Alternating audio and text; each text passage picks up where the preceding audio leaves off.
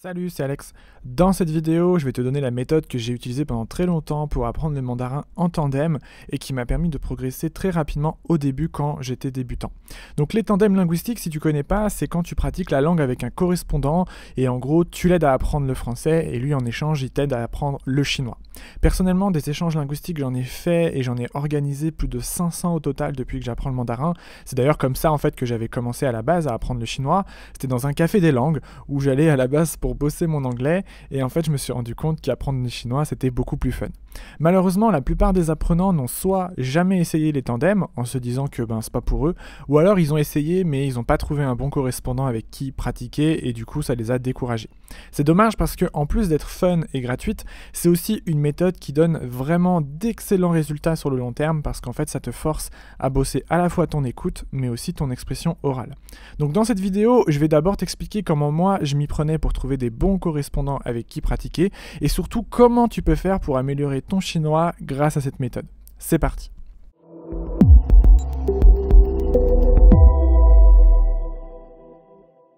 Alors comme je te disais en intro, les échanges linguistiques, ils ont toujours eu une place assez importante pour moi dans mon apprentissage, puisque c'est comme ça à la base que je me suis mis à étudier la langue chinoise.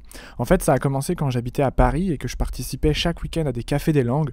Donc un café des langues, en gros, c'est tu vas dans un bar ou tu vas dans un café et tu discutes avec des natifs qui veulent apprendre ta langue natale. Donc en fait, un coup vous discutez en français et un coup vous discutez en chinois. Donc c'est vraiment une méthode très puissante que je te recommande d'essayer toi aussi, surtout si tu es débutant, parce qu'en fait, pratiquer avec des natifs, c'est vraiment ce qui va faire une grosse différence entre connaître les bases ou la théorie de la langue et savoir l'utiliser dans la pratique. Ça te permettra notamment de plus sentir ce manque d'aisance à l'oral, tu sais qu'on ressent tous quand on débute, cette impression de jamais savoir comment formuler tes phrases ou de toujours avoir le mot sur la bout de la langue mais de jamais réussir à t'en souvenir le moment où tu en as besoin. Et t'entraîner en tandem, ça permet justement de résoudre ce genre de problème. Voilà, le souci c'est que la plupart des tandems linguistiques explosent ou se dissolvent au bout de 1 ou 2 échanges et après il faut tout le temps recommencer, tout reprendre depuis le début, il faut recontacter des nouveaux correspondants, refaire le premier échange, ça prend du temps et la plupart des gens abandonnent assez rapidement. Voilà, en réalité pour que ça marche, il y a quand même quelques petites règles à respecter, donc je voudrais te donner la méthode que moi personnellement j'ai utilisée pendant très longtemps, pendant plus de 5 ans pour être exact, pour progresser en tandem et qui m'a vraiment donné d'excellents résultats. Alors déjà, l'élément le plus important pour réussir un échange linguistique, c'est la préparation. Avant même de commencer à chercher un correspondant, avant même de chercher un endroit où faire des échanges, donc que ce soit en face à face ou en ligne, sur Skype, etc., la clé, si tu veux que ton tandem fonctionne bien, c'est la préparation. Donc moi personnellement, ce que je faisais, c'est que je m'étais construit un kit de conversation que je t'invite à récupérer d'ailleurs en cliquant sur le lien que je t'ai mis dans la description de la vidéo. Alors moi, à l'époque, j'appelais ça ma boîte à outils, puisqu'en fait, c'était une liste qui regroupait tout le vocabulaire et toutes les phrases importantes dont j'avais besoin pour pratiquer le mandarin en tandem. Tu vois, par exemple, dans la liste, il y a des phrases comme « Est-ce que tu peux répéter plus doucement ? Est-ce que mes tons sont corrects ? Est-ce que tu peux noter ce que tu viens de dire ? Etc. » Tu vois, l'idée, c'est que avant de te rendre dans ton café des langues ou avant de pratiquer la conversation avec ton correspondant, tu relis un coup ton kit de conversation pour avoir le vocabulaire et surtout les phrases dont tu vas avoir besoin bien frais dans ta tête. Donc mets pause dans la vidéo et va récupérer cette liste parce que tu vas en avoir besoin pour appliquer ma méthode. Tu verras dans la liste, j'ai même rajouté des sujets de conversation sur lesquels tu peux t'entraîner ainsi que les sujets à éviter avec un correspondant chinois. Tu vois, on ne pense pas forcément, mais quand on converse avec un correspondant chinois, parfois il y a des sujets qu'il vaut mieux éviter. Donc je te conseille de te l'imprimer cette liste et de la garder sous la main pendant tes propres échanges, comme ça si tu as un trou de mémoire ou si tu sais plus comment dire une phrase, hop, tu jettes un petit coup d'œil dans le kit et c'est réglé. Ok, alors on commence avec la première étape de ma méthode qui est donc trouve un café des langues ou trouve un échange linguistique en physique proche de chez toi. Alors je sais qu'en fonction de là où tu habites, c'est pas toujours possible d'en trouver un puisque ce genre d'événement, ça se passe surtout dans les grandes villes. Mais vraiment, si c'est possible, commence toujours par des échanges linguistiques avec plusieurs participants plutôt que directement en contactant un correspondant, tu sais, sur une plateforme d'échange ou sur une application de tandem. En fait, commencer par des échanges linguistiques en collectif, ça comporte beaucoup d'avantages. Déjà, c'est moins stressant. Tu vois, dans un café des langues, tu es avec d'autres personnes. En général, il y a une douzaine de participants. Donc, tu peux faire des pauses, tu peux changer de partenaire de conversation si tu veux. Parfois même, souvent, tu vas être dans une conversation avec plusieurs personnes. Donc, tu vois, c'est pas obligatoirement toi qui va devoir maintenir en vie la conversation. Ça, c'est cool, hein, notamment quand on débute. Le fait de pouvoir écouter les autres parler, tu vois, ça rassure. Et puis surtout, ça permet de progresser sans trop se mettre de pression. Tu verras les échanges linguistiques en physique comme ça, c'est un peu le bordel, tu vois, c'est souvent le bordel, c'est-à-dire que tout le monde va se voler un peu les correspondants dans tous les sens, des fois il y a des gens qui vont même débarquer dans ta conversation, te couper la parole, te voler ton correspondant, c'est normal, t'inquiète pas. En fait, le gros avantage de commencer par un café des langues, c'est que c'est vraiment un vivier de potentiels correspondants avec qui tu vas pouvoir t'entraîner ensuite en privé. En fait, ça te permet de rencontrer beaucoup de natifs en très peu de temps et de récupérer les contacts des gens avec qui tu vas pouvoir pratiquer ensuite. Donc, n'hésite pas en fait à changer de place, à changer de correspondant pendant l'événement et essayer de dialoguer avec un maximum de personnes pour remplir un peu ton carnet de contacts. Moi perso, pour trouver des événements proches de chez moi, en fait, j'utilisais beaucoup la plateforme Meetup. Donc tu verras, je t'ai mis un lien dans la description.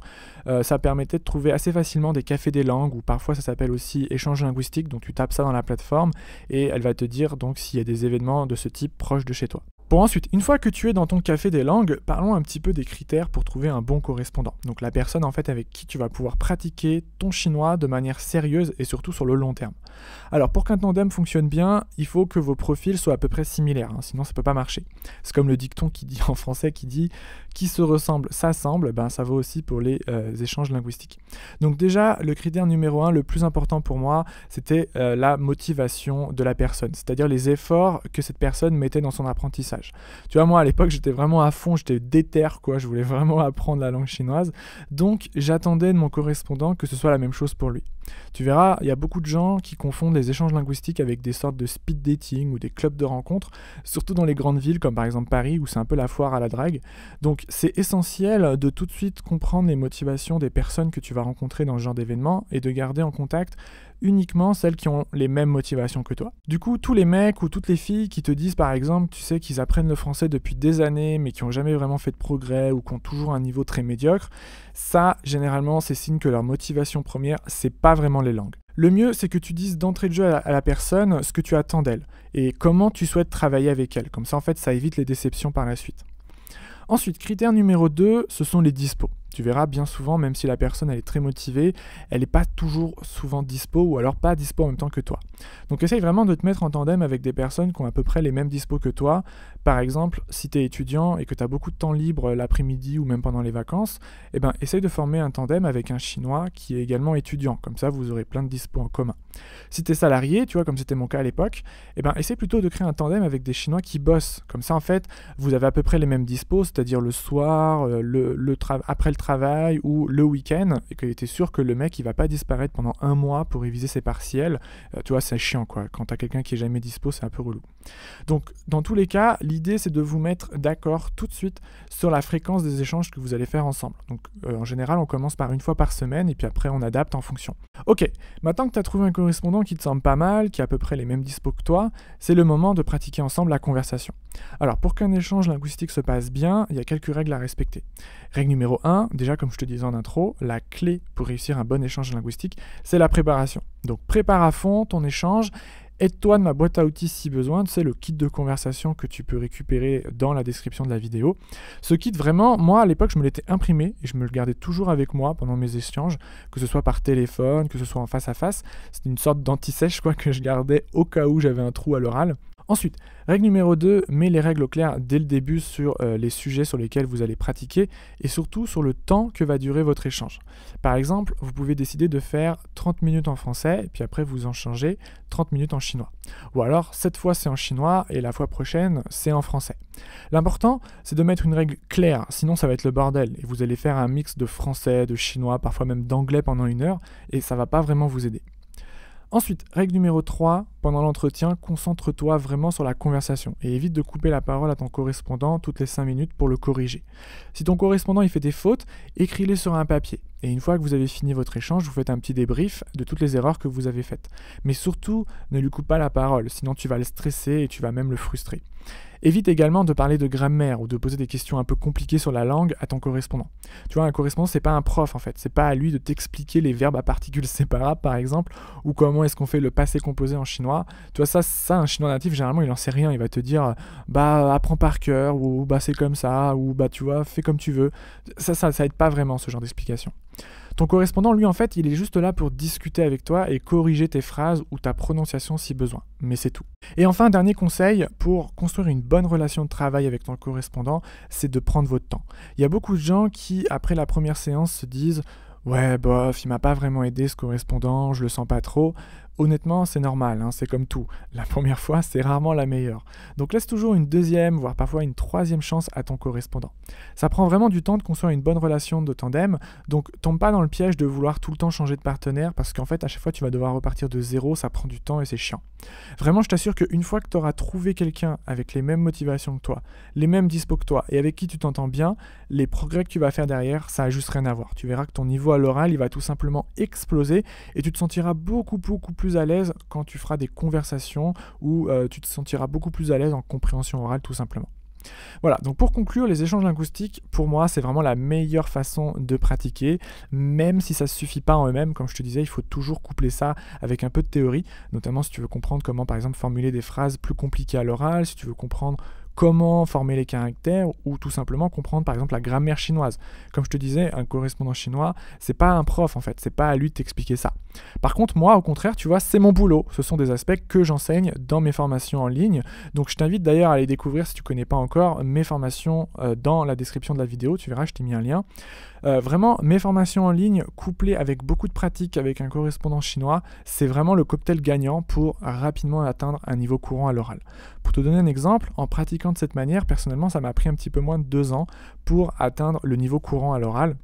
C'est-à-dire le niveau en fait qui m'a permis de trouver après un travail dans une entreprise chinoise, de négocier avec des fournisseurs chinois, ou tout simplement de lire le journal ou de lire les forums. Tu vois, tous les jours je lis le journal en chinois, je lis les forums en chinois sans aucun problème. Bref, c'est vraiment un niveau agréable quoi.